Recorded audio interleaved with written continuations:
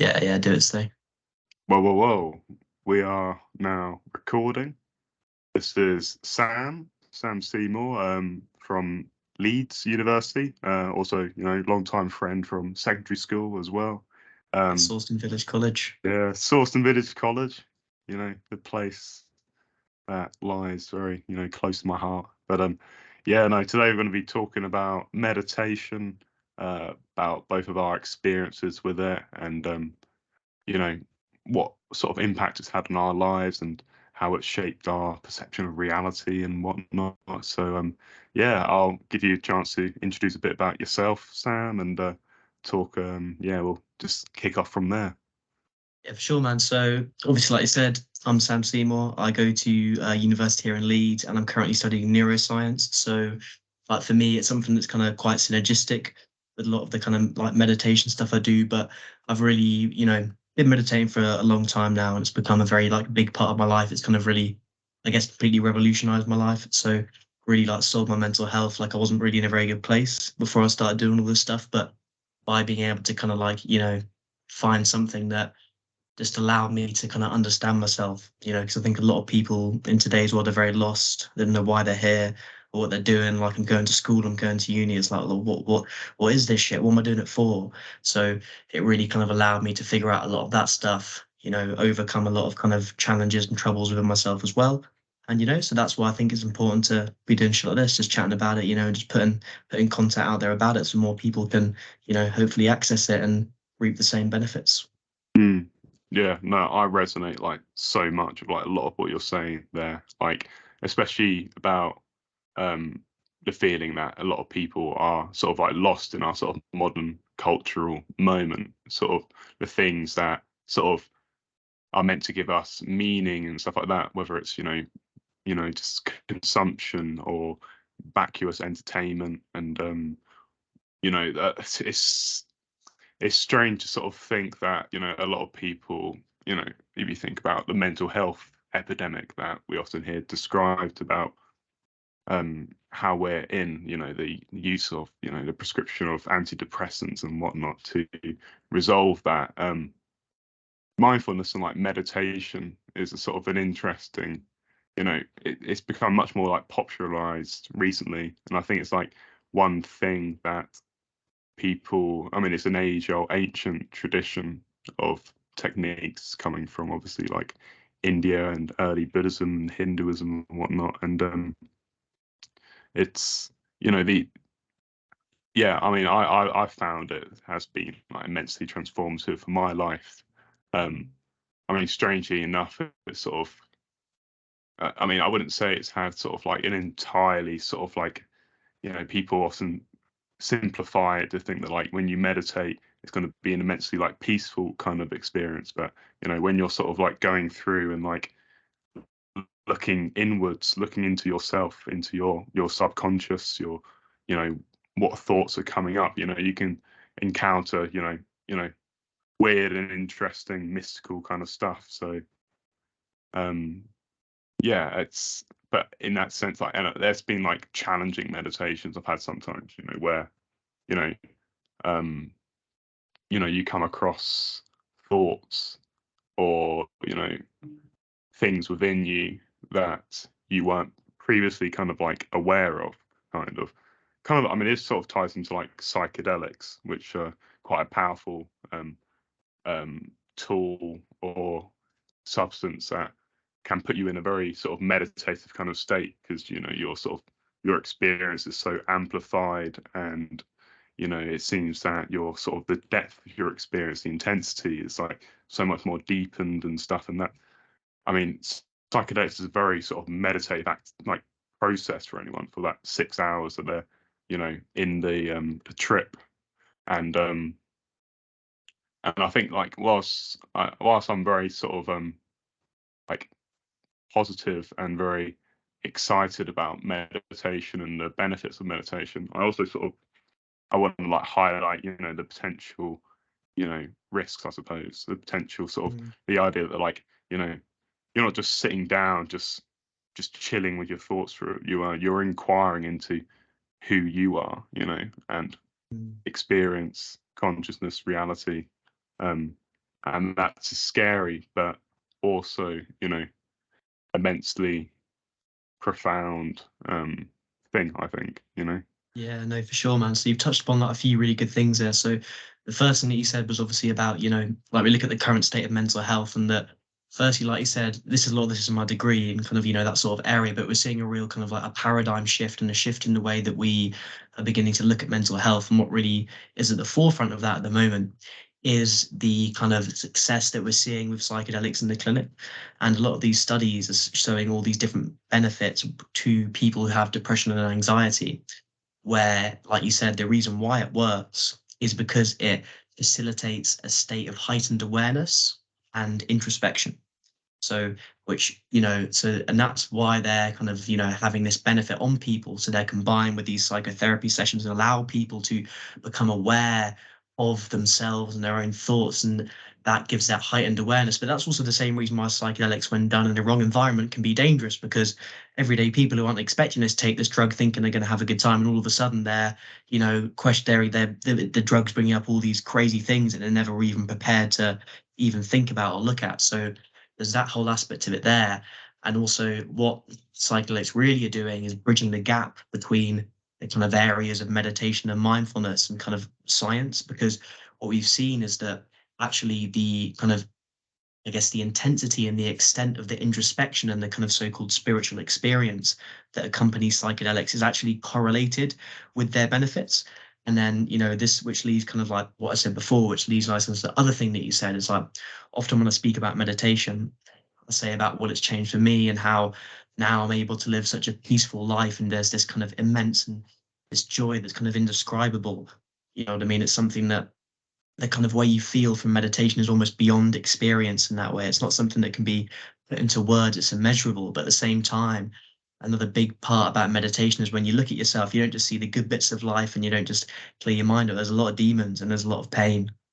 You know what I mean? And that's the bit which is important. Like, a lot of people, they want to meditate, but do you want to really sit there and look at yourself as you are? It's not about idealizing and being like, oh, I've got all these problems, I'm going to fix them. It's like, if you have, say for example, someone's violent and they have violence in them, what a lot of people do, whether they meditate or trying to fix it, they'd be, okay, I'm violent. They create an idea of non-violence. And you see that there's the division, and that division is conflict. Whereas if the true essence of meditation is to sit with that violence and almost do nothing about it, but be aware and kind of allow all these feelings and thoughts and past pains and parts of yourself to be kind of directly contacted as they are.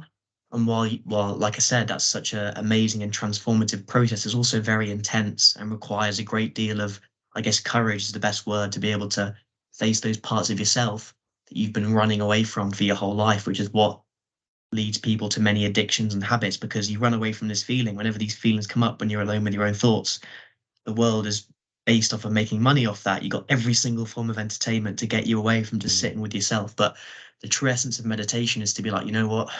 I don't fucking know what's going on. But that kind of ability to be like, yeah, man, I don't know, is that kind of freedom to look. But when you look, you'll see a lot of good stuff, but you also see some shit that, you don't necessarily want to deal with. But like everything in life, it's on the other side of that pain. It's like in the heart of darkness is where you find the light. Yeah, no, and I think that's honestly like so rich. Like already, like the first 9 minutes of this, we've covered like so much. Um, about how meditation is not all sunshine and roses. It's perhaps it sort of intersects. I mean, personal inquiry, being curious about the self and reality, just a blind, just a curiosity and a sort of direction towards what truth is, I suppose, and a truth that can be incredibly unsettling and disorientating sometimes, particularly when you get into the experience of what we call ego dissolution, that is commonly occur on psychedelics, also like meditation. There are a variety of like techniques and stuff. The sort of, I mean, that can be very disorientating to someone raised in sort of a Western context, for example, which is very individualistic. You're sort of conditioned and conditioned from an early age to think that you are sort of a distinct and separate entities, distinct and separate person, an individual, and an individual who has to go out and gratify their individual desires and whatnot, and that happiness is something that the individual has to attain or do stuff to, which is, it's a big ass responsibility, kind of, that you're to sort of place the responsibility of happiness on the shoulders of the ego, kind of. And that, I think that obviously like ties into what you said about like addictions and whatnot. And like addiction is kind of like where, the ego is constantly chasing a sense of like wholeness in the moment through these external means, kind of external modes and stuff. And it's a wholeness kind of, or a satiety that they're sort of chasing, but it's like predicated on the belief that they are not like already whole in the moment, kind of. Though it isn't a kind of a completeness already. And I suppose sort of mindfulness or meditation, whatever, spirituality, inquiry. I mean, I think they're all interconnected topics, but for me at least, they sort of allow me to recognize. I mean, they make you see the perfection and imperfection, maybe, or you feel sort of whole and complete despite the parts of you that you may have in the past or felt a kind of shame about, or felt like, oh, I shouldn't have this. Yeah, for sure, man. I think it's the sort of thing where, like you touched upon a few really good things there. Like the first thing you just said then is that it's really about being able to come into contact with things as they are, because you see, with the whole idea of the self and the ego, it's really what we're talking about is really the mind. So the mind itself, which is thought. You see what I mean? That is the way we see the mind. That part of the mind, the intellect, is thinking. So what's really happening is that essentially thought is a reaction to the present moment based on memory. So things happen to us throughout our lives, and this memory is encoded in the brain. Like we see this in neuroscience. It's very simple. And we see this in our own day-to-day lives. It's then when things happen, and thought is the response of that memory to what's happening now. But therefore, what happens then is we almost become trapped, only able to respond to what's happening based on what's happened to us before. And you see how that is in and of itself conditioning. Conditioning is the fact that because we're always thinking and responding and reacting through the kind of facet of memory and the intellect, we are conditioned, and I guess the mind is kind of in a prison of its own making, where it can only respond through that memory. So therefore, people respond to different situations based on what's happened to them before. That's why we see different groups of people who identify with different beliefs responding in different ways. But the true essence of meditation is not essentially to, it's not to try destroy your conditioning or get away. It's really to become aware of it. And in that awareness of the conditioning, then there can be freedom from it.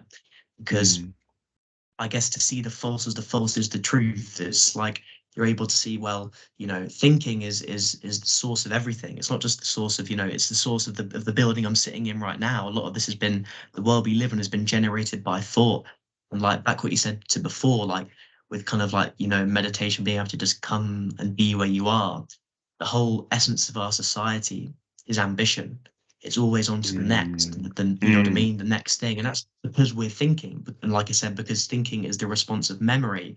And like I said, thinking can be a useful tool, but what it's trying to do is it's trying to remember addiction, which is essentially desire, is just the memory of pleasure, whereas fear is the memory of pain. And we're bound kind of by these reactions and responses, searching for things that have previously given us pleasure and avoiding things that have given us pain. But when you're kind of only within the mind, it's like it's never enough. It's always kind of, I guess it's a self-fulfilling prophecy of, constantly searching and having ambition to grow and to grow. But whenever you get there, that's what you've been looking for, you're still in the same state. You've not changed. You may have acquired wealth, this or that, but internally you're still running off memory. You're still kind of constantly searching. So what meditation is to do is to become aware of the mind. And when you become aware of the mind, you'll see all these things that it does, these reactions it makes you have, these horrible thoughts you have, all these various things, that these judgments, but all of this. But what's important is not to be afraid of that, but be able to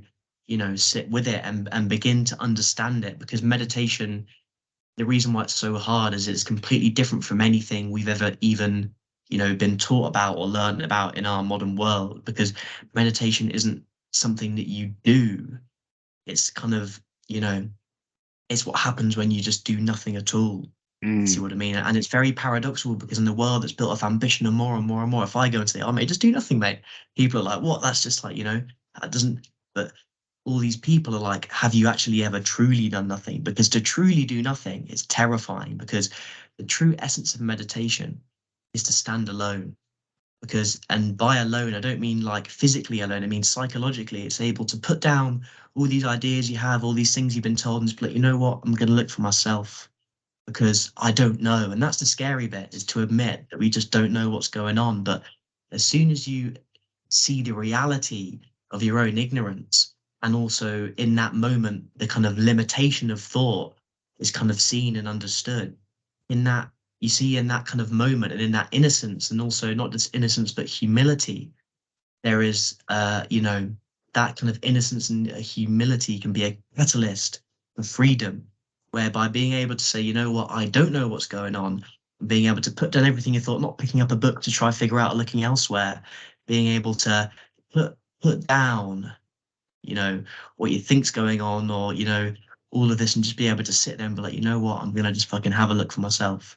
That's the real essence of meditation. And that's why meditation is so beautiful. It's because no one can do it for you. No one can teach it to you. But that's also why it's not something that's kind of grown, and a lot of people struggle to deal with, is because there's all this stuff out there saying, oh, do this and this, and you'll get there. Whereas in reality, you've just got to fucking sit by yourself and just fucking have a look. You know what I mean? And a lot of people, like, the best place to start is there, because meditation isn't really anything. So it's like the best place to start is like sitting and be like, I don't even know what meditation is. Because I remember a long time ago, I'd sit there and I'd, like a few years ago, and I'd do like very rigorous, like doing the breathing practice. And I had this one meditation where I kind of was doing it, and I was like, what the fuck am I doing, man? I don't even know. And as soon as I like just let go of the practice and just was like, I don't get it, then had this little flash, and I was like, my mind went quiet for a sec, because it had stopped trying to conscribe to something. It had stopped, that you see how that memory had stopped operating, because there was no longer any effort of trying to do something to achieve something. There was just that innocence to be like, man, I don't know. Because if we, I guess if we look for something, I guess what we see is going to be inevitably conditioned by what we think we're looking for, if that makes sense. Whereas if you're able to just almost be like, I don't fucking know, and you're kind of not looking for anything at all, then there's that little flash where, in that kind of, that state of innocence, the mind has been able to become silent. And in that silence, then there's true clarity. You see what I mean? Yeah. No. Fucking hell. God, you need to start a podcast, man. This is like, Maybe, honestly. maybe. No, literally. Yeah, no, and that silence, and that sort of that letting go of trying to condition and conform reality, and allowing it to just be what it is and always was. It's it's a state of sort of consciousness where there is the weight of history is so much more relaxed, kind of similar to maybe like, sorry. I said it's like lifted off you. It's like kind of, it's free. When thought ends, you see how that is freedom from the known. And then because what happens is, I'll quickly let you carry on a sec, but I'll just say, remember how I said thought is a reaction to the present moment based on memory. Stuff happens, and then because we respond with thought, what we're kind of conscious of is not just what's happening, but our reaction to what's happening, which is all the memories that we have, which is the me. The me is just a bundle of all my memories. But when you've sat there and meditated and essentially just watched your mind in day-to-day life, you've seen the responsive memory, you've gone deeply into the pains and been able to kind of very penetrate deeply into what's happening just by allowing that awareness of it to expand, and then you become aware of not just thought but the space between thoughts, which is that silence, and that kind of that awareness kind of grows, but not in a, Mm. you know, not in a way of accumulating, but just by you know, the mind understanding itself and seeing the response of memory, it can then become quiet, because it's like you don't just see that it's all the, you know, you kind of see it for what it is, if that makes sense. You see the mind doing its thing, and then eventually get to the point where it's like thought kind of shatters itself against its own nothingness, because you see the reality that all these thoughts aren't the real thing, and they're just a response to what's happening based on memory. But Mm. even that entire process is a real thing, if that makes sense. But Yeah. it's like, yeah, and you know, I mean, I'm always trying to explain what happens when there's that silence, but you can never quite do it with words. The word can point towards the truth, but the word in and of itself is never the truth, because it's just a response of memory. But when one's been able to understand thought, or the mind's been able to understand itself, and thought can come to an end, then there's a different way of living. And when there's that silence, it's like there's no longer any real sense of me, but it's like you still exist, but it's like the seeing and the doing become one. You're not responding. There's this clarity, and there's calm, and there's kind of sharp, almost flow state, where just by seeing the way things are, there's just no problem. There's no hang up. You see what I mean? And you still think, but there's this awareness of the thoughts, and you can, you know, like you can have thoughts that pop up, and you just see them as just, you know, just waffle, that's not really important.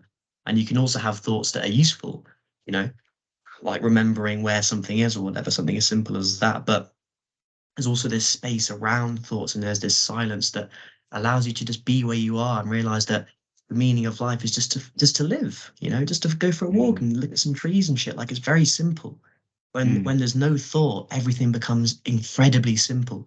But there is real wisdom is in that simplicity of just seeing things as they are, without, you know, you're free from the known, you're free from ideation, and then you kind of, you know, reality just, it just is this kind of suchness. You see, it's not something you need to digest and chop into loads of bits. You see it all totally, completely, because the seer is absent. It's almost like in that moment, it's like the observer is the observed, if that makes sense. Mm.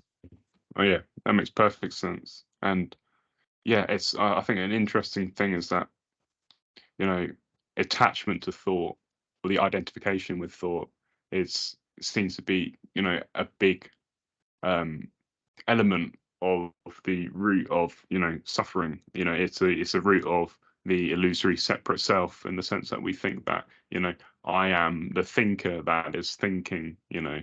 And Very good. but then you can just prompt the question of, you know, where does the next thought come, you know.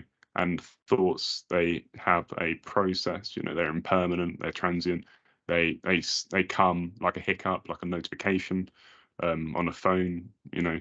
And you know, whilst they have, you know, they are conditioned to a certain extent by, you know, history, and the history of your organism's development, in the sense that, you know, your thoughts will be similar to the other thoughts that you've had and stuff like that, and they will have the, you know, when you're speaking in your head, it will be speaking in the voice that is very familiar to you throughout your lifespan. But again, they're kind of like the spontaneous kind of activities of your organism, in the way that, you know, your heart pumping is a spontaneous activity of your organism, or, you know, you know, your cells metabolizing stuff is you know, that where, you know, the problem is sort of, you know, where do you say in nature, this is where I start and this is where I end? Because we feel like we are a separate entity, and we feel, and that there is a pragmatic and practical like element to the sort of the separation that we make, you know, in terms of saying I'm in here and you're in there, kind of. But it's you know, it's the whole question of like, how do parts and wholes sort of like intersect, kind of, you know, in a certain way. Mm, And how do we I sort see of that. think about, and especially like when we get into, you know, quantum mechanics, and the idea that when we zoom in on reality with our measuring instruments at the, you know, the quantum scale, you know, reality seems to present itself not as composed of discrete and separate things, but it's actually just, it's all undifferentiated because of like, you know, quantum entanglement and non-locality and whatnot. And that's a very strange, and this we've known this in, you know, science and physics for a while, but you know, these sort of ideas, they take a while to diffuse into kind of like the cultural discourse, you know.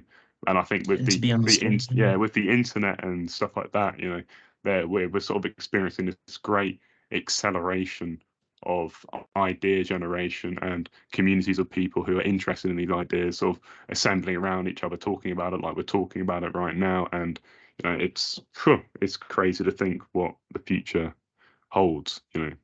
Yeah, for sure, man, for sure. And I think it's a really good point that you said there. And it's like, you know, what we really see and what that really demonstrates is, you know, when you kind of like really look at it, you see, wow, everything's kind of like connected. And it's not really all these little bits. It's just one interchanging, moving thing. And that goes back to the point that I said before.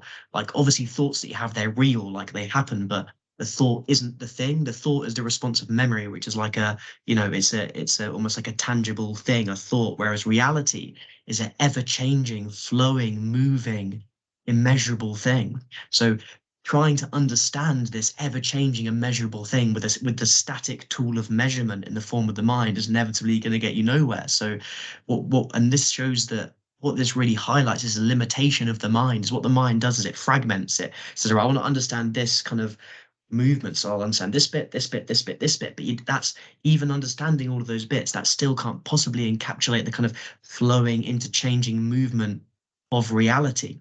So the mind is inherently limited at understanding reality or the intellect, I should say, not understand reality because it's trying to, it's, you know what I mean? It's trying to represent it. It's like the idea is not the thing. It's in the same way, very simply, the word Sam isn't me. It's just a word.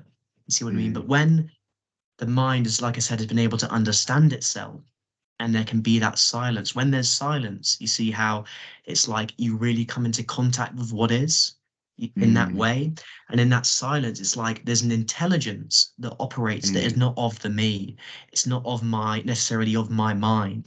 There's an intelligence that arises just from being aware and in harmony with what is. And that is that wholeness. And that's that in that state, it's like it's kind of almost, you know, scientists have been saying, oh, wait a minute, we see everything's kind of connected. But when in that silence, it's almost obvious. Like, of course it is. Everything just is.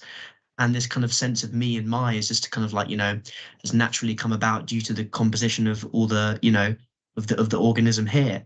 But what I'm really saying is that when the mind is quiet, there can be this kind of, you know, it's like you're no longer fragmenting things and trying to put it into boxes and label it and form ideas about it. You're just kind of really in contact with what it is. And there's this intelligence that operates. It's kind of like, and I guess you could call it love or truth or whatever. Like I said, the word is not important at all, but it's like this the same intelligence, like a tree knows how to grow towards the sun, but it doesn't have a mind. You see what I mean? My heart can beat. It doesn't. mm, I don't have to think about beating my heart. It's like there's this whole other realm of intelligence that is there when thought ends. Thought is a useful tool, but when it's on all the time and always being used, and is inherently limited because it's merely the ashes of the past, the you know, the effect that the past has had on us. It's never going to fully going to be able to, you know, understand and kind of perceive what's happening now. Whereas when there's silence, it's like there's no longer even any sense of like needing to perceive it or any kind of effort. There's almost this effortless action. The Chinese call it Wu Wei. I don't know if you've heard of that before, but it's yeah. where just by just doing nothing at all, it's all of a sudden just there everything is, and just there's that presence. You know, I keep on saying there's that, and you can't describe it because you know what I Mm, mean. It's something that you can only live. And when there is that silence, it's not like I'm saying, oh, you know, I've read about enlightenment and all of that's just like it's whatever. It's like a reality of day-to-day life. And meditation is very simple. It's really just when that mind has been able to come quiet and there's that silence, it's just the essence of day-to-day living. It's really just being in a state where instead of kind of being lost in thoughts and ideas and images, there's true freedom, and there's freedom from the kind of weight and the all of those, you know, of the past. And the past can still be useful, like I said, but when there's that freedom to just look without the response of thought, then there can be true clarity because there's no longer any distortion based upon what I've previously experienced, and you're able to just be present and aware and conscious and also almost even beyond consciousness. It's like if you're happy and you say and you label it in your mind, oh, I'm happy, then all of a sudden it's not the same feeling, if you know what I mean. Whereas it's kind of like if there is no reaction, it's like meditation is a it's kind of like a journey, but that has no beginning and no end, and you're not really going anywhere, but you're also like, you know what I mean? You're also everywhere and Yeah. everything. And it's like, it's immeasurable, it's timeless, it's formless, it's calming and peaceful, but also sharp and energetic. It's everything and nothing at the same time. And that's why, you know, point of it really is that you can't ever understand it. But once you stop trying to understand it and the mind's quiet, there it is. Yeah, and there's a saying in Buddhism that the original mind is the Buddha mind, and that sort of spirituality and enlightenment or awakening is it's not a learning or something new. It's an unlearning of the limitations that thought places on itself. Because thought is an excitation of mind, like all the other excitations. It's a process of nature that is referring to itself. You have the thought of a phone that refers to this object. The thought phone, it's a symbol, a bunch of scribbles or a noise, that we communicate about, and it refers to this you may call it an object or something, but of course, this it's like that art. There's that famous like art thing. It's like, this is not a pipe or something. I don't know if I'm Mm. you know what I'm talking. I, I don't know what you mean, but I also know what you mean at the same time, because it's like, the word phone isn't my phone in that sense. I know it's like a very simple thing to say, but Mm. it's like we've almost the way Alan Watts actually described it beautifully. I don't know what book it was in, but he said what's happened to us is because we're always thinking, we've confused the menu with the food, and we're starving from eating the menu. We've confused the Yeah. idea of wealth with real wealth. We've confused the idea and images and symbols that represent Mm. happiness. Really, just chilling and being happy, because like, I often talk a lot about, also with meditation, it's also very important because, like we said before, it's not all sunshine and rainbows. There's also a lot of wars and destruction and violence and hatred and all these people campaigning and doing all these things. But in reality, the only way you can contribute to walk to these wars that we seem so detached from is to not be violent at all yourself. If you understand yourself and you face all the different parts of yourself, the aggression, blah blah blah, and all that, and there's that bit of vitality, because you see that you are society, you're part of the problem. And that's a lot of people don't like that, to see that even though they feel detached from these things, if you're not able to understand yourself and lead, and lead a life based off of what's really there, as opposed to your ideas about it that you might be attached to, then you're kind of contributing towards the problem. It doesn't mean you should not love yourself and not, give yourself that time and that, because that's what it is to love, isn't it? When you say you love someone, you just, if they've got a problem, you'll just sit and be with them, listen to them. You got to do the Mm. same for yourself, to sit, understand yourself, and then you can almost uproot a lot of these kind of things that are not just the source of issues in your life, but that spills out, and we see it on a much grander scale. The reason why society's fucked is because most people's human minds fucked. But like, no one can change it for you. So it's a wise man once said, you can't change the world, but you can change yourself. But a lot of that change has to come from that vitality, whether it's the reality, and that vitality either comes from your own suffering, which is, I guess, is indifferent from anyone else's. You see the suffering of the world as the suffering of yourself. You see, how your own mind is contributing towards your own suffering and the suffering of the world. But when there has been that vitality, and that's seeing that something has to be done, something has to change. Like for me, I just wasn't doing well, so I had to change something. But when you've kind of gone through all of that, you kind of then get to the point where it's also like, well, on the one hand, there's that vitality, and that kind of like, you're doing all you can. You've been able to be free from violence and free from a lot of these kind of things of hatred and self-judgment and anxiety and so on. But you're also able to just fucking chill and realize that a lot of shit just doesn't fucking matter, and it's not that Mm. deep. But a lot of people say that, they think, oh yeah, it doesn't matter. But that's because there's this stuff here and they've just turned away from it. But if you actually understand it and then realize that it doesn't matter, you see how that's kind of like, you can then be really just chilled out about things, not because you've just ignored them, but because you've actually understood them. You know what I mean? So like I said before, it's like always kind of both sides of the coin. On the one hand, it's about the vitality and the reality of the pain and suffering that we have. But on the other hand, it's also about just being able to just fucking chill, and just live simply and just kind of just enjoy what you're doing now. Because that is, in a way, contributing it. And I know it sounds crazy to say, but someone just sitting in their room, just enjoying being in the present moment, is actually contributing more than they could ever imagine to the state of the world, because that is the solution. I can't remember who said the quote, but someone said that all of man's problems can be boiled down to his inability to sit in a room by himself. Oh yeah, I think who might be, I don't know, I could be wrong. It might be Blaise Pascal who said that. I don't know. I could be. It was some sort of like philosopher, or I think it's a French philosopher, but I could be wrong. But yeah, no, it's. I think you're touching on like that sort of that link between individual and social transformation.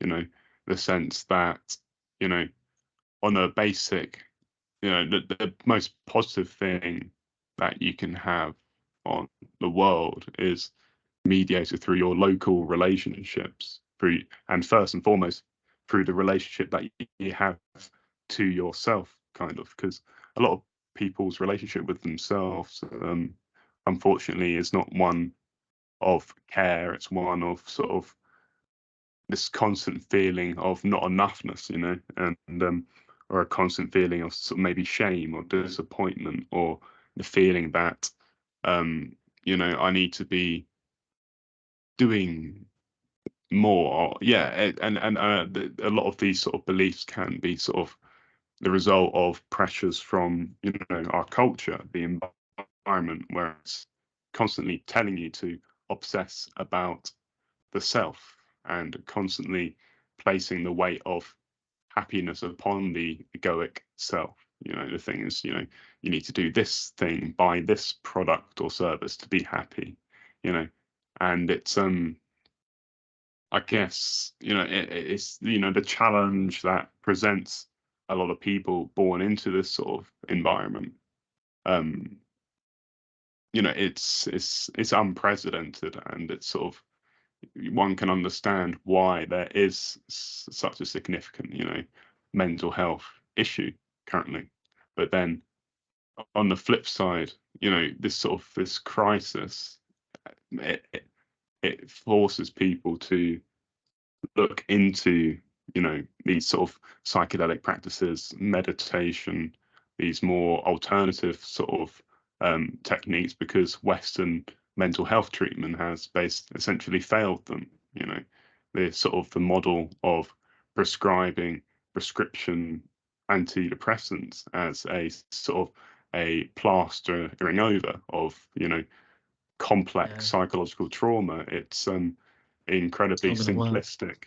Yeah, Yeah. it's a simplistic approach to understanding like the complexity of what depression is, Yeah. and the 100%. It just nature of shows, yeah. mm, the Yeah. nature of That's human really saying. trauma. Yeah. Yeah, 100%, because it just shows that this is kind of back to what I said before, is that really what someone wants is to go to they're doing unwell, they want to go to the doctors, they give them a pill, it sorts it. And what it really shows is that, and this is the reason why mental health's been such a big issue, whereas with the doctors, a lot of things, you can go and they can do this stuff for you, but even still with physical, I guess it's the same thing, because there's a lot of it's about your lifestyle, like why you're there anyway. With meditation and just with with mental health, I mean, is that while there's a lot of like services out there, the real essence of mental health is that only you can sort out your own mental health in that way. Is that because really what we're seeing with a lot of these different conditions is these very deep rooted kind of traumas and all these various different things. And also, like, if we look at depression and anxiety, they are real, but they're kind of also not, because you don't have depression. It's not a physical disease that someone like contracts or develops purely based on physical things. There can be certain people where they can have certain genetic conditions, environmental things that can lead to, brain states where they have a low mood, but that's very rare.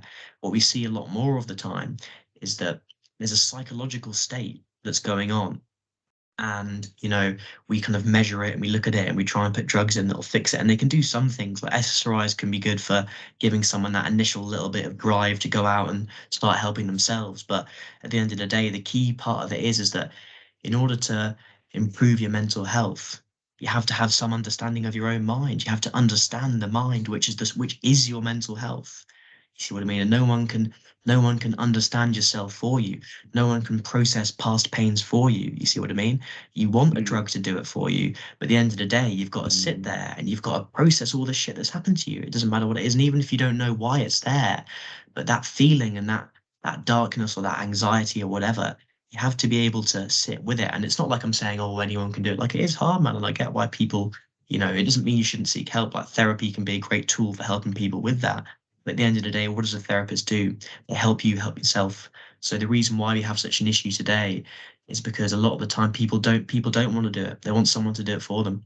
Whereas in reality, only you can really sort yourself out. And that's why we're getting to the point where even within meditation, there's a lot of, I guess, people who are misguided because they're worshipping these gurus and these figures, and they become very attached to these various forms of practice and these techniques and these methods. I'm identified with this school and that school, and I think that kind of identification with something else that's going to do it for you is your very inability to do it for yourself. And it comes back to what I said before, where the true essence of it is that you have to be able to sit there and be like, shit's going on. I need to have a look at it. I need to inquire into your own suffering and face your own state of your current mind. And we kind of, as Western society or whatever in general, we've kind of ignored aspect of the fact that there has to be at some point along the line a point where you have to kind of go in there and just face yourself. Otherwise, your mental health won't get better. We can have superficial change, but for there to be a real, true change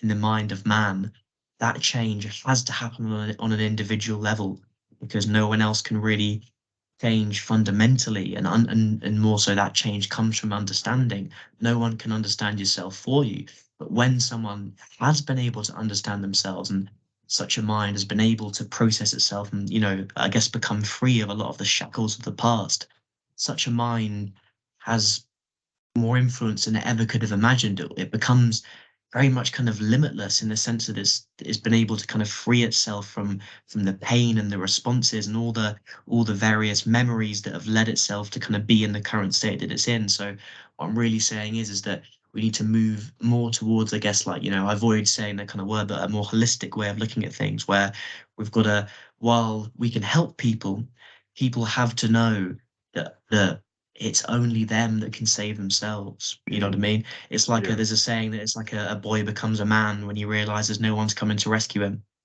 Mm. Yeah, and it's granting people the tools and techniques that they Mm, can use on themselves, for themselves, sure, there and needs to be more of like, that yeah, too. and the important thing of not sort of displacing your own you know self-inquiry through sort of just glorifying a guru, for example. 'Cause Mm, it can, by following a guru and what they say, their practices and stuff, for a lot of people it sort of reduces the complexity of um self-inquiry, because you don't have to look inwards. You can yeah, you just listen look to some other at bloke. this um Yeah, this symbol of holiness, basically. um it's a bullshit. and yeah, it's a and that symbol is a construct of thought, and it's a strange, it's a game that happens between gurus and disciples and stuff. And I think I like a lot of what Krishnamurti sort of talks about, because he sort of points out the sort of the trap of the Oh, guru. Oh, I've got one of they, these books right here on my desk. I need I've listened to lots of his like lectures and stuff like that. I need Yeah. to crack out his books, but Sure, he's man. fascinating. Completely changed it for me, because what he's Mm, saying is that he's saying that he doesn't believe in anything. He's saying, don't follow me. You know what I mean? mm, All he can do is he can use words to point towards something, which is what he does beautifully. He speaks in such a to the point and clear way that feels very, very authentic. And what he's really saying is that in meditation, there can be no authority. Because, like I mm, said, it isn't something that you do, so there can't be any authority of it. But when there are these forms of people saying, "Oh, follow me, and I'll show you what to do," and promise all these various things, it's merely a, I guess harsh words, but a very disgusting and shallow practice, where really what these guys are doing is using it for personal gain, which goes against everything they're advocating for in the first place. But it's almost a perfect business model in that way, you know what I mean? Because by being the people who talk about all these spiritual great things, they kind of people can very much easily ignore what's really behind the mask, because Mm. authority is, is the issue, because it's not just the issue, it's the issue in all these different places. Because when there's authority, and we're talking about self-inquiry here, when there's authority in the realm of self-inquiry, firstly, that sentence is completely contradictory in and of itself.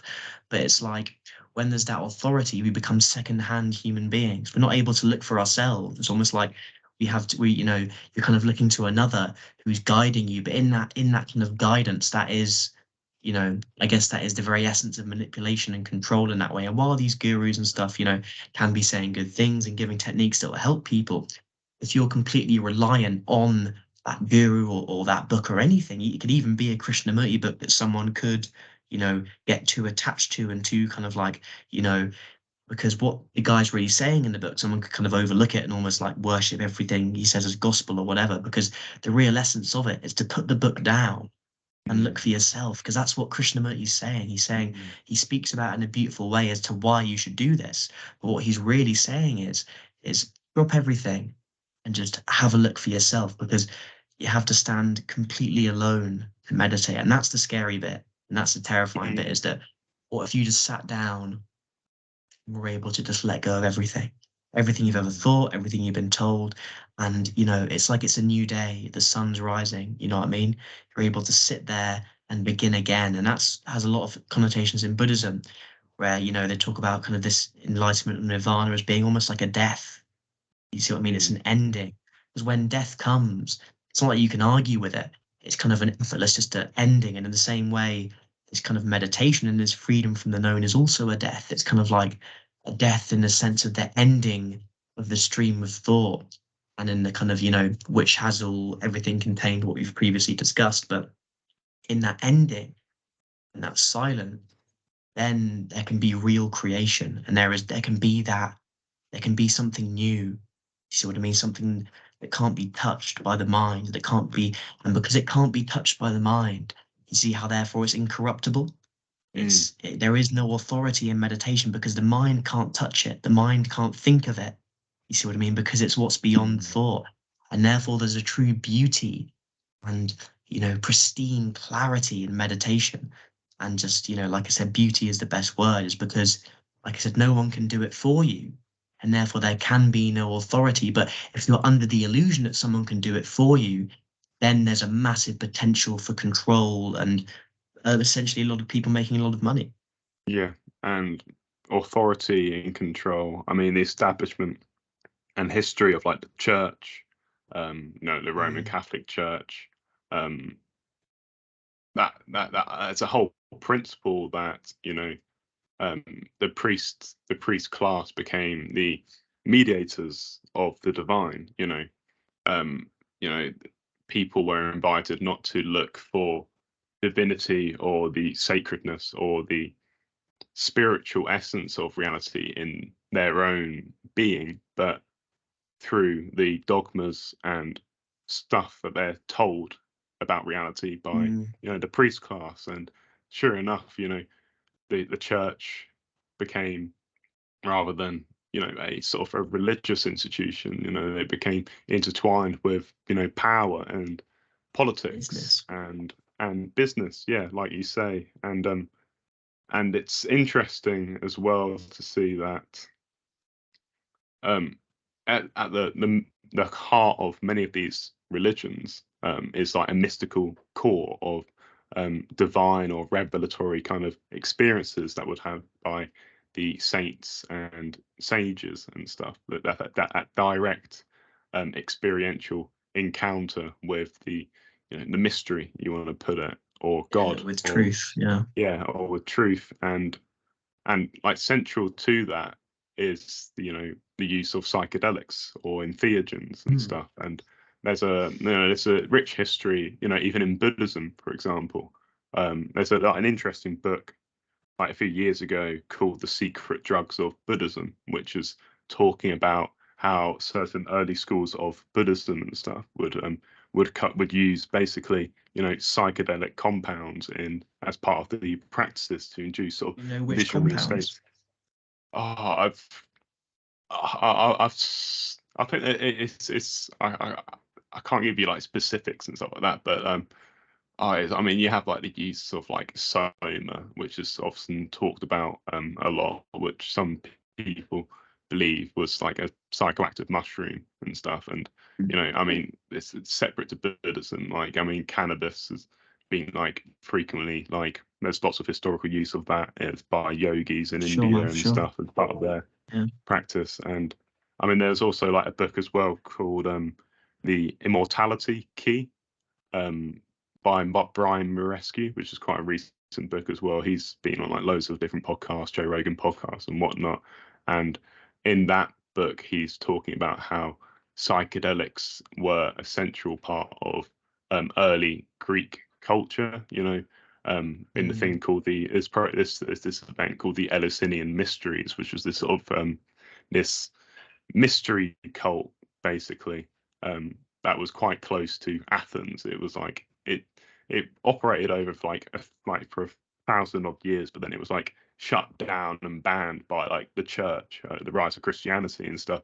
But it was a sort of a thing that everyone who was a who's who, a prominent individual, saying like Greece, all the philosophers like Plato, Aristotle would have gone on this pilgrimage. They would have consumed this thing that's called the kakeion, which historians suggest think is now like a wine that was spiked with an ergot similar to the compounds in Yeah. LSD. And Yeah. some of the trip reports you'd read from this sort of things is it would give you a death before your death. It would sort of give one an You're experience saying. of it's an experience of reality it gives you a perspective that is not localized to this rigid egoic physical form. Mm, It gives you that and yeah, wider perspective where you realize like, oh and that's what shit, I'm saying. it's Yeah. not all about me. Reality Yeah. is not all about me and my own ego's desires. And there's something massively humbling but also so profoundly liberating in seeing that. It takes the 100%, man. pressure and the weight of so much With you. needless suffering. But yeah. 100%, because you're not, then you see when there's that freedom and there's that, you almost see the kind of the futility of the self, of Mm, the me in this little corner of the world that wants this stuff and thinks it should go like that. yeah. And it's utterly meaningless. But when, like I said, to see the false as the false is the truth, and when thought kind of understands and sees its own nothingness, then it can end spontaneously, not end as of the result of some practice of dulling the mind or whatever.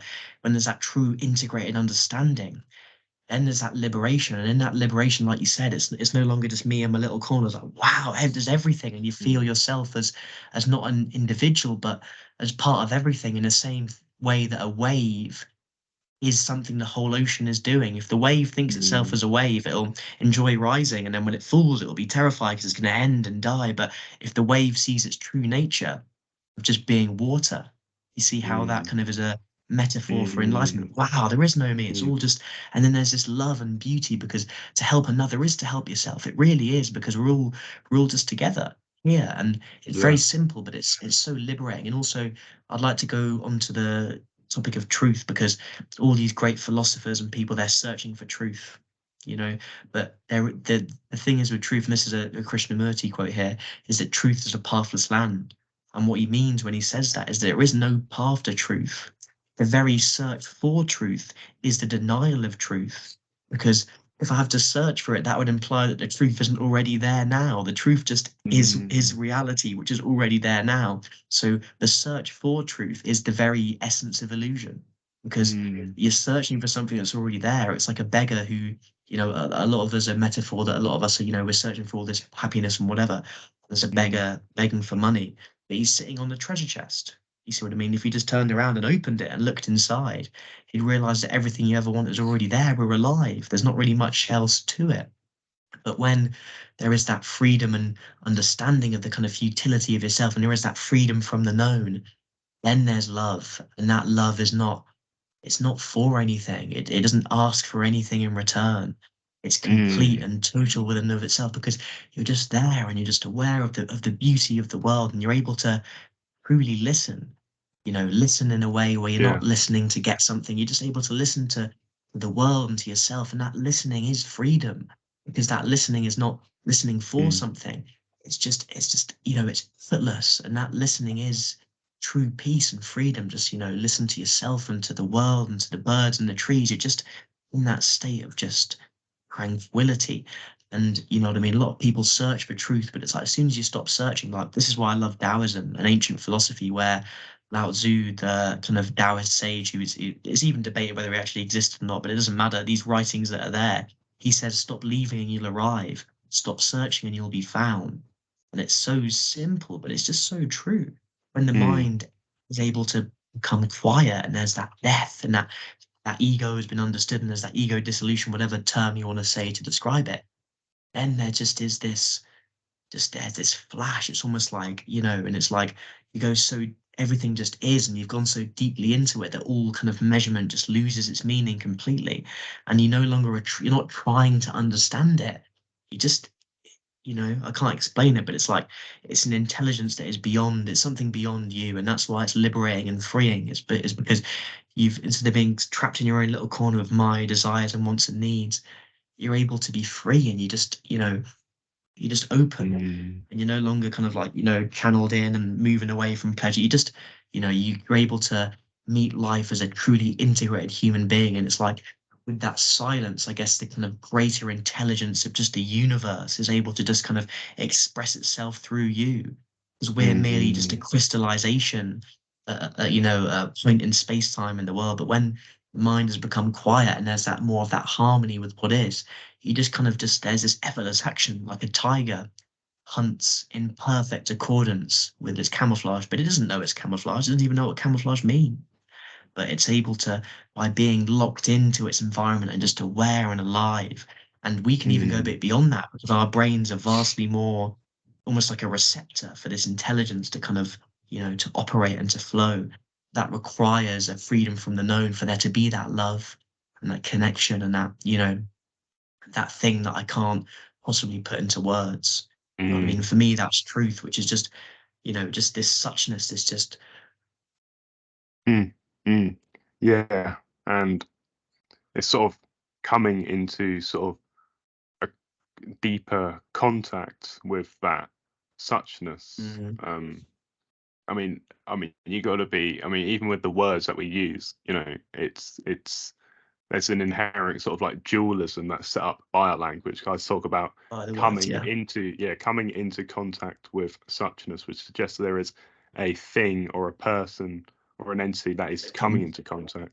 Whereas But actually, it's just all now, it's already there, yeah, but you have to use the word. That's why, like yeah, I said, like you have to use the word and point towards it, but the yeah, word isn't it. Like, and that goes mm, back to what Krishnamurti said. He says, he's like a sign, or this is what, oh, sorry, this is what I'd say when I read his book. It's not like he's someone you worship. It's like he'd be a sign. It's like, say, for example, all I'm saying is that there's this fucking world out there where you can understand the mind, and then there can be this all this fucking shit that I've talked about over this mm, podcast. But the point of it is not to, it's like a sign for the beach. I'm a sign saying the beach is over there and it's fucking beautiful. There's a mm, sunset, it's like a beach bar and shit. It's lovely, man. You should go, you know what I mean? But what people are doing is they're really looking at that sign, and they're camping up by the sign and fucking sitting by the sign. Whereas the real point is not to mm, worship the guru, not to worship the sign, but to walk to the beach for yourself. Go mm, have a look for yourself.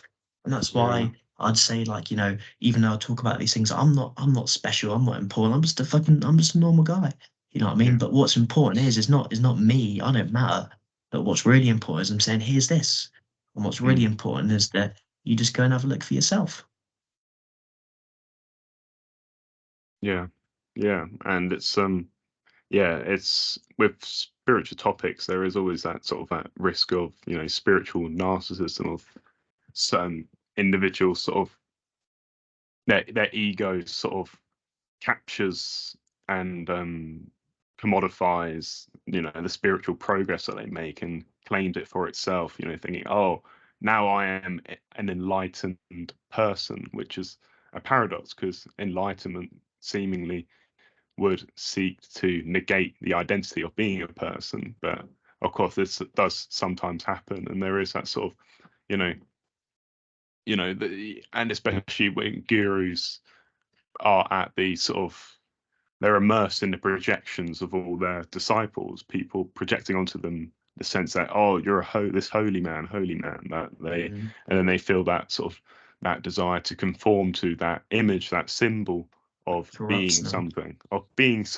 and it's the and sort of seeing that, that there is a very primordial, wordless stillness to experience that is, sensed when you let go of forcing things, that effortless element.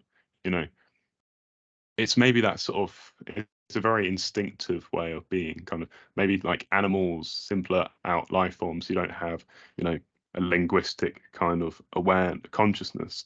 There's no strain for them to realize this state of being, because they're already it. They're just intuitively, being. I mean, of course, we can't really make many statements about what the conscious inner life of an animal is, but I sort of, I sort of feel.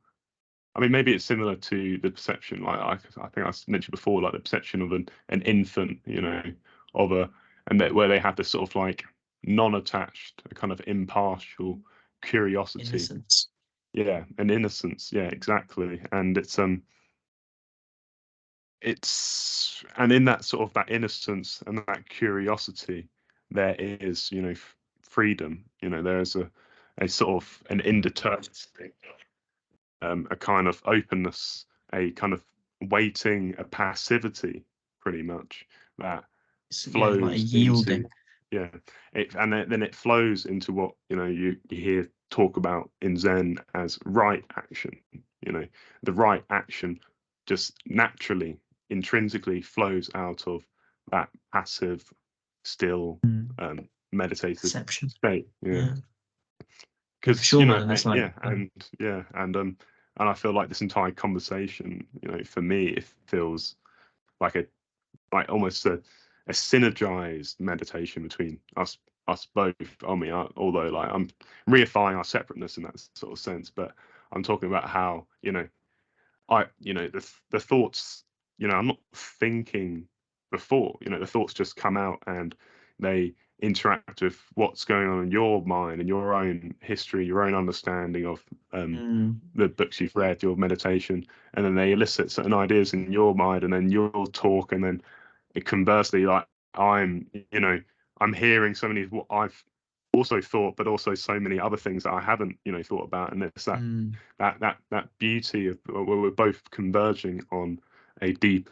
We're both converging seemingly through our thoughts and our talking on a deeper kind of truth, but I don't think we sort of circle in on it without ever fully, definitively getting because to truth. For sure, I completely agree with what you're saying. Is because, like you said, the world will never get there. But what really it is that any form of of conversation, relationship, is really a catalyst for learning. Because what is it? Remember when I said before about that listening? To listen is to learn. You see, because when it's like you're able to bounce off of each other. And also, I find like when I speak, it's not like there's any thought going on. It's kind of like through, kind of I guess the transformation that's happened to me or whatever, that doesn't matter. But you're able to kind of just be in a state where, like I said, the action's effortless. I'm not like thinking I'm going to say this, this, and this. It's like I can have an initial thought that'll be like, oh, that's a good point. And then you kind of just go off into it. But what the key bit is not even necessarily what I'm saying. It's about being able to be in that state of listening and awareness. And that's why, a conversation like this really is like a meditation in that way, because we're listening to each other, we're bouncing off of each other, and we're just kind of, being aware of ourselves and each other at the same time. And in that kind of way, there isn't really a division there. It's a very nice kind of like, and that's, I guess, the beauty of relationship is that you can't understand yourself in isolation. Remember when I said the essence of meditation is day-to-day life. Like for me, it's not like I have life and then I meditate. It's like meditation's a way of living. I'll obviously have a bit where I sit down and specifically practice it, but really it's like I go to uni, someone says something to me, I'm aware of how I react, I'm aware of how I respond, and that's how the mind learns about itself. The soil of meditation is really just day-to-day life. You just become aware of everything, and you have to understand yourself. You can't understand yourself in isolation. You need to understand yourself in relationship, because you could sit in a cave forever. When you come out, you're going to respond in all these ways to the world. You have to understand that, and be aware of that process while it's there. It's good to sit alone, but the key bit of meditation is for it to be a way of living where, it's a way of living where you're just learning. You're learning about yourself, and that self-knowledge is beautiful. And as you learn about yourself, the more you learn about yourself, the thinner that barrier between you and other gets, because the more you learn about yourself, you realize all these things you're learning are actually just to do with everything else. And there isn't really a division between self and other, you see. Because that learning is, I guess learning in and of itself is not knowing, because if you're constantly trying to think and digest, you're just going to get lost. But if you're able to, I guess, just not know and listen and learn, see, then that's a real kind of catalyst for understanding. And it's just basic physics, it's relativity. It's just a simple concept, but it's like relationship is a mirror that facilitates the flowering of self-knowledge, and that flowering of self-knowledge leads to the explosion of meditation, which is kind of thought shattering itself against its own nothingness. You see what I mean in that sense? And that kind of that explosion of meditation, the very essence and root and kind of growth of that, which isn't really a growth of accumulation in time, as we spoke before. Like I said, these words are just a representation, but the real soil and essence of that is merely just day-to-day life and relationship. And that's why I see with what you're saying, when you find people who are also interested in you're just inquiring into the nature of things, you see what I mean? And that's a very beautiful thing. And it's also like, it doesn't matter how much you've meditated and what you found. It's like there's always something to learn, like, you know what I mean? And like the way another may put things or describe things can help you understand things, and vice versa. And some of the way you've articulated things have been like, like you said, for me, just stuff I've never really thought about it in that way before. And it's a really, it's almost like when two minds come together, their powers almost like doubled, you know what I mean? And there's a beauty, and there's a synergy, and there's in the dialogue as well. It's a collaborative, in the weird way, there's sort of, you can look at like many processes in nature as collaborative, in the sense of how our organ systems collaborate, our neural circuits collaborate in a certain way, and they collaborate to form this seemingly distinct organism, and through this collaboration of many processes, all from the cellular to the subcellular and whatnot, and now between two organisms, two collaborations of loads of micro processes, something emerges out of our collaboration. That's this podcast, this 100%. artifact kind of, Yeah. I've had a and good through thought. people listening, and through people listening and stuff like that, and absorbing it, and then also that from them absorbing it, then changing how they interact, when the things that they think about, the things that they talk about. It's remarkable to think how the digital media, whilst it has obviously its profound damaging effects upon society, when you look into political polarization and whatnot, there is also the potential for profound social transformation as well, through the accessibility and spreading of certain ideas. And with the internet, and the internet is an encyclopedia of like so much just absurd knowledge, and with AI as well becoming increasingly sophisticated, people have access to the capacity for humanity's learning. It's I don't know, I can only speculate on how it's going to play out, because I certainly feel as though a current paradigm shift that we're in the middle of, in terms of science, and particularly linking to the rise and of psychedelic science especially, and is a sort of a turning away from the sort of mechanistic, lifeless, inert view of the physical universe, which we've sort of felt has sort of led to this weird sort of like nihilism in humans, for the last, 150 years or 50 odd years, kind of since Nietzsche prescribes obviously the death of God and whatnot, the death of God by, the development of science and the idea that we can explain everything through predictive models and postulating various like scientific entities. And whilst we could, like, that's given us the capacity to engineer remarkable technologies and stuff, I feel like we're approaching a point where we realize that actually, as we learn more about reality through scientific methodology, the depth of the mystery seems to not shrink with our increasing knowledge, but it just widens exponentially. And we realize that there is this sort of this this unavoidable link between science and mysticism, between science and spirituality, maybe, in the sense that we, we're constantly trying to map a terrain with theories and concepts and systems of thought. And the map is, the map is an approximation, but a map can never exhaustively capture everything in the terrain. It doesn't capture every single variable, and what that speaks to is that, like, it speaks to how models by their nature reduce complexity, but they are not the truth. The truth is, it's the reality, when the actual thought ends. 100%. That's like there is.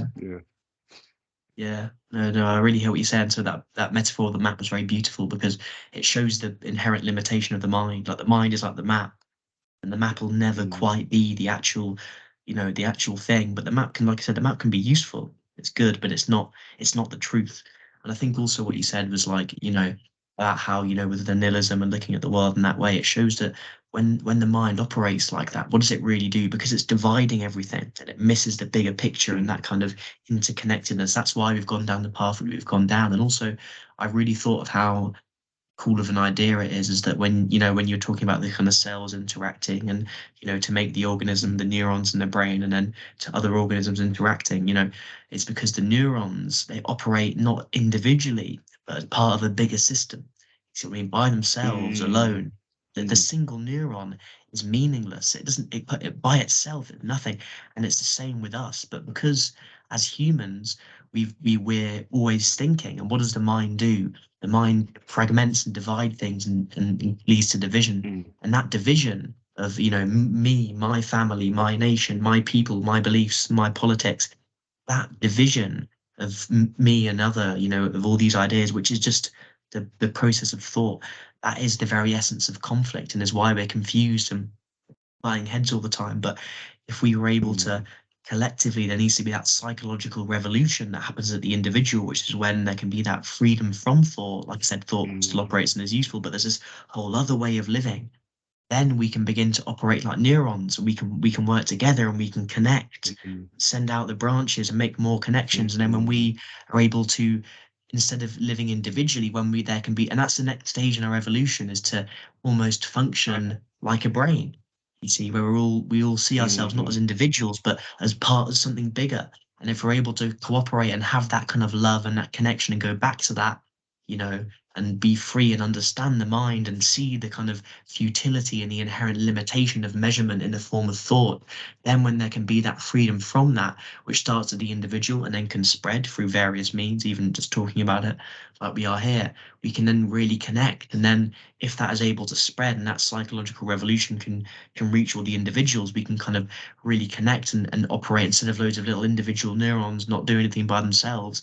We can synapse with each other and create an even more intelligent thing, like the next step up. It's like evolution on our planet. It went cells, it went organisms, you've got neurons, you get brain. The next step is for all these individual people to work together like a brain, and to connect, and to be, in order for that to happen, and for there to be that love, and there they're at peace, where man can love man, you know what I mean, in that way, in that, and see himself as, and see other as himself, and be, you know, and that is truth. But for that to happen, there has to be freedom from the known. Yeah, yeah, and it's it's a profoundly like challenging task to sort of contemplate how can this sort of this societal shift that is also mirrored by a shift within consciousness. It, you know, it speaks Mm, to how the fracturing of consciousness into something that is me and not me is that's a very sort of first principles kind of root of many issues that's a sort of emerge out of that bifurcation that we learn, you know, that we're conditioned into feeling like a somebody who is distinct from the world, you know. Maybe, you know, you can sort of, you know, contemplate, you know, the process of meditation. It sort of allows one to um understand a reinterpretation of their experience, to a reinterpretation that says that I'm not some vague presence behind my eyes or behind, you know, my chest or something like that, which some people they may have this sort of, whether it's consciously held or unconsciously held, the feeling that they are this sort of this separate doer of action, that separate ghost inside their body, kind of. And but of course, when you inquire into and try and find, well, where is that self? Where is it? When you search for it in experiences, it's just as ephemeral and um vague and ill-defined as all your other kind of sight sensations. And it's like the you know, and yeah, because one's experience is always changing in a sense that your visual perceptions are always changing, your somatic sensations from moment to moment are changing. So it's kind of like this, there's this intrinsic kind of flux to experience, or this intrinsic sense that novelty is constantly ingressing into the present moment. But that ingression of novelty, that stream of change, is always a permanent aspect of experience. Kind of, I don't know. I mean, I could be going a bit far out here, but no, I think you said the and only that, thing permanent in the universe is change. yeah, and that's it's yeah, that's, I mean, this is something that, you know, Heraclitus, a very early Greek philosopher, like pre-Socrates, sort of described, you know, the famous metaphor of Heraclitus River, the idea that like you never step into a river twice because, Mm, you know, the river has changed and whilst you have changed as well. And that's it's, you know, it's you know, yeah, it's, and we, yeah, it's, you are that stream of that process maybe, but then the stream and the process, that's just the words that we're using to try and point to it, you know. And I think there is like, whilst like language and thoughts like have these intrinsic kind of trappings or pitfalls that one can fall into, I think there is definitely a profound um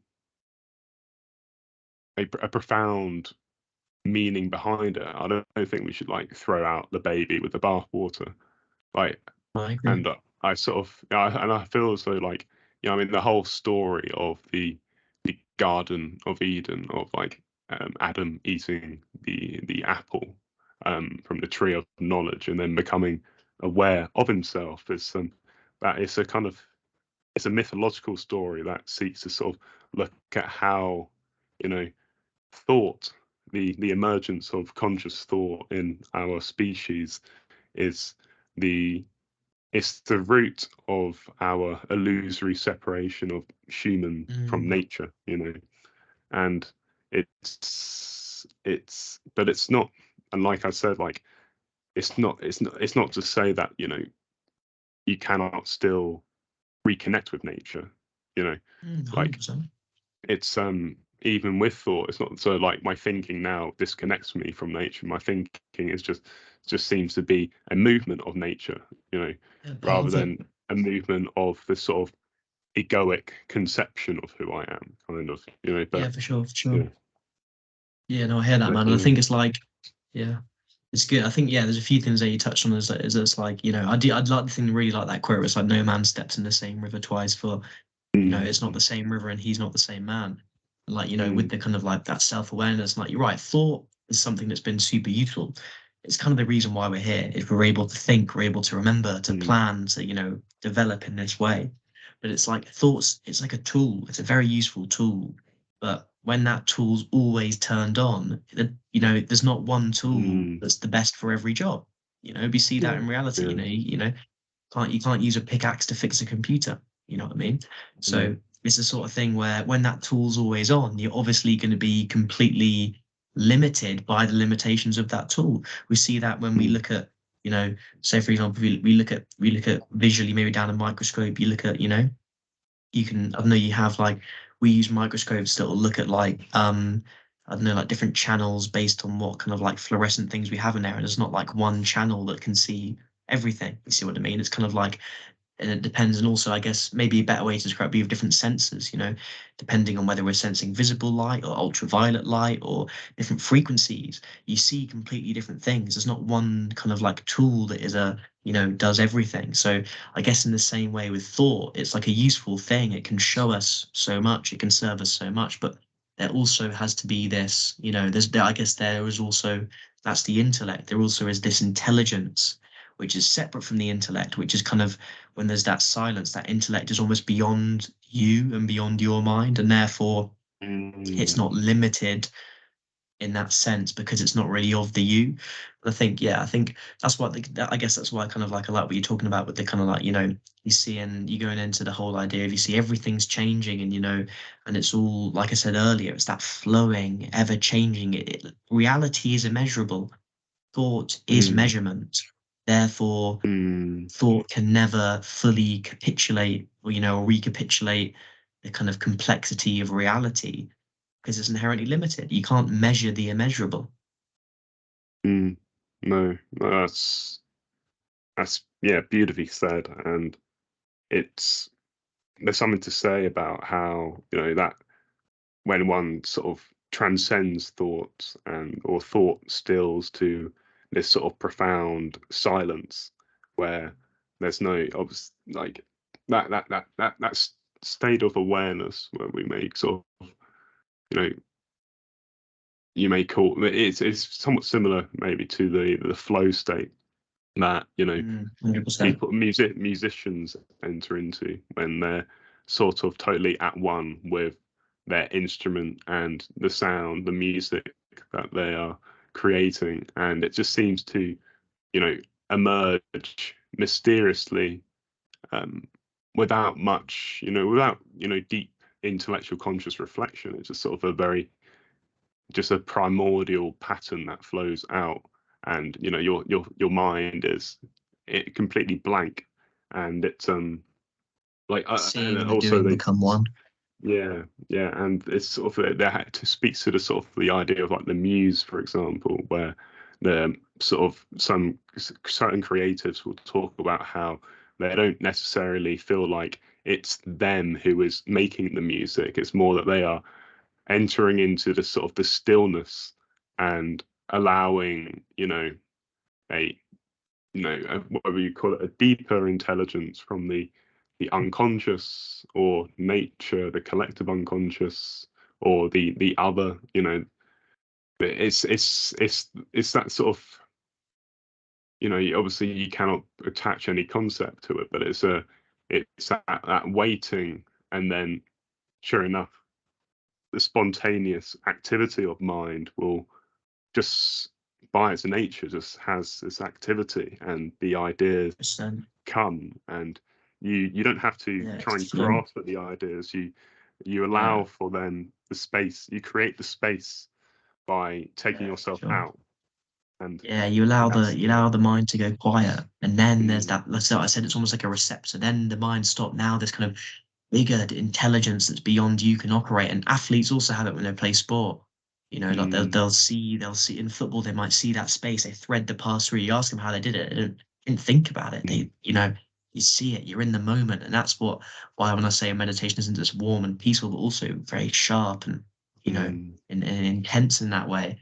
And I think it's like, it's when, and I guess that's really what beauty is when you're able to kind of like, and that's what love is. It's kind of like when you let go of yourself, you know, it's that when the mm, self has been able to kind of come to an end, then there's this, and this is what I'd say, like, remember earlier when I was saying a lot of the time when I speak, it's like these words aren't even my own. It's not like I'm trying to do it. It's kind of like mm, just as I sit here and just that silence is able to kind of just marinate. It's like it just stuff mm, just gets pulled out the ether, and that's why there's no ego involved in it because I don't even feel like I'm doing it. I couldn't say like, oh, I'm so mm. great doing this shit. Like, honestly, I just sat and stared at my wall for a couple of years, and now all of a sudden all this shit's spawning in. You know what I mean? It's not like Yeah. there's a sense of like one being like, oh, you did good shit, like better. There's kind of a sense of like, being, I guess, proud of yourself in that way. But at the same time, when you really get there, it's like all of that kind of notion is kind of just gone. And it's just like, there's something that's beyond that, that even kind of like, feeling proud in that way is just, it kind of is nothing compared to that just pure ecstasy of just, of love, which is absence of self. You know what I mean? That Mm, selflessness, which facilitates that beauty and that, what people find when they make music in that way or play sport. It's just, and that's what people look for. That's why they drive like, motorbikes fast because it puts them in the moment. You know what I mean? That's why mm, people get that feeling when they travel and they're at somewhere beautiful. It's so beautiful that for even for a little second, their mind just goes, whoa. And there's just mm, that beauty and that love and that sense of there's nowhere to go, there's nothing to do because there is no you, and because there's no sense of you, obviously there's no sense of I need to be here, I should be doing this, and because what's important is not necessarily what you're aware of. Like you said, it could be music, it could be sport, it could be a beautiful view. What matters is not what you're aware of, but is awareness itself that is true freedom. You know mm, mm. Yeah. what you don't know. And yeah, no, that's yeah, God, we've covered so much in this, and there's so much more to talk about. Gosh, we should definitely do another one of these. Like, God, Yeah, 100%, man. like that hour and a half just flew by. Like, and I think as well, like this conversation covers so much. It's so exhaustive, and I think we've sort of, especially relating to the topic of meditation, meaning, society. I think this, I think it's a lot of people will derive like genuine benefit from this conversation, and that's the best thing that I can hope from it. Like, um, and like I say, like this, it's sort of, this, it just feels like a deeply natural conversation as well, Mm, and I think it's not just, forced, yeah. it's the simplicity. It's like it's we're returning to that kind of simplicity and just, you know, I mean, it's something so confining and alienating about the individualist kind of, um, cultural assumption that we should be living for ourself. It sort of alienates us from, our, deep social evolution, from this sort of idea that like we find meaning through typically through our relationships with other people and the world, not through, you know, optimizing oneself in this sort of relentless self-improvement kind of rat Mm, race, yeah, and yeah, no, I see that. yeah, Mm, so yeah, and I hope sort of, yeah, meditation, new age kind of spiritual topics, the growing interest in that as a movement kind of speaks to a deep cultural dissatisfaction with the conventional icons of meaning, which are like fame, status, and money, typically. Um, mm, it's that dissatisfaction with it and a turning towards something more, something transcendent. Um, I mean, I find my own personal journey from being much more atheistic in my sort of teenage years towards looking through psychedelics through philosophy, through, you know, certain Eastern philosophies, schools of thought sort of led me to a point where, you know, the meaning that I find from life, it's not through looking at it. I mean, people think that for something to mean something, they need to be doing it as an instrumental means of attaining something else, kind of. So you think like the meaning of life is to get this thing or that job, that career, that whatever. That's, you know, it's, for me, the meaning is intrinsic in the sheer isness, you know, the sheer fact, the simple fact that 100%. there is something as opposed to nothing, you know. And Yeah, for there's sure, mate. that sort of, yeah, the extraordinary and the ordinary. It's but yeah, it's I don't want to trigger another hour and a half conversation based on Yeah, that, yeah, but no, but yeah, but yeah. 100%, mate. That's the beauty of this, is that it really kind of, I guess, the conversation kind of reflects the essence of meditation. It wasn't planned. It was just authentic. We just sit down Mm, and just have a chat. You know what I mean? It wasn't like we were necessarily trying to do something, or we've got to do this, and this.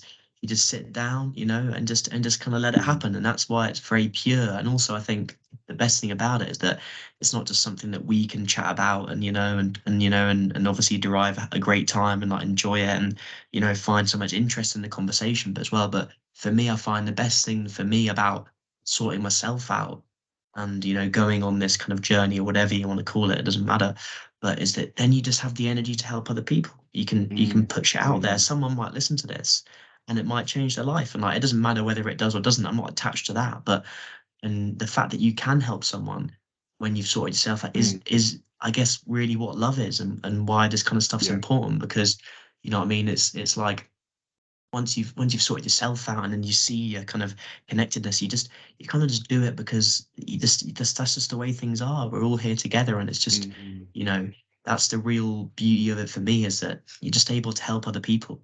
And that's mm, like that's why and that's kind of something I always wanted to do. But when I was unwell, I'd try help people, but it wouldn't work because I wasn't well. I don't know how can I help someone else, you know, if I haven't helped myself. But when you do help yourself and you sort yourself out, then the truly beautiful thing is not even necessarily your own experience and how amazing you feel. It's just that ability to help others. So a lot of the time people ask me, "Oh, what do you want to do, man, in the future?" And like, well, what I really want to do is help people. So I do it today.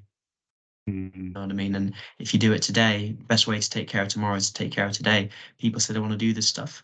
Do it today. You know what I mean? And I'm already doing it. So however many years in the future, if that even means anything, because I'm doing it now. And you'll mm, wake up tomorrow and it'll be today.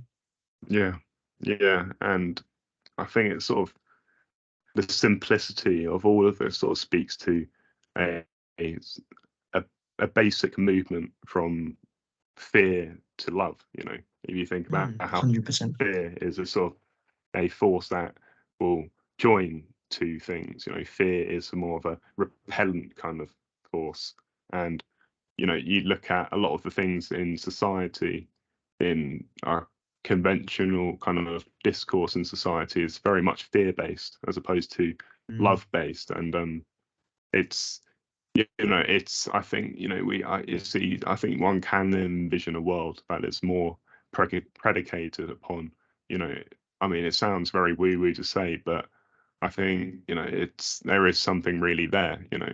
And how do 100%. we overcome those sort of you know, intuitive feelings of fear that make us want to, you know, retract from the world, you know. It's you know, Yeah. I hope, yeah, conversations like this should hopefully be part of, you know, the solution, or the way that, you know, we can, you know, slowly but surely, you know, confront, you know, the issues that we face in ourselves and in the world, you know, and you know, 100%. improve the world, you know. Yeah, man, Yeah. because But yeah, you it know, sounds so cliche, but the solution's love. And like, you know, it's something that's so often overlooked and has so many strings attached and interpretations. But, you know, in a world of fear, it's like, you know, it's nice to be a part of, you know, be able to be kind of like, I guess, you know, like an opening through which love can, you know, seep into the world. mm, yeah, word, man.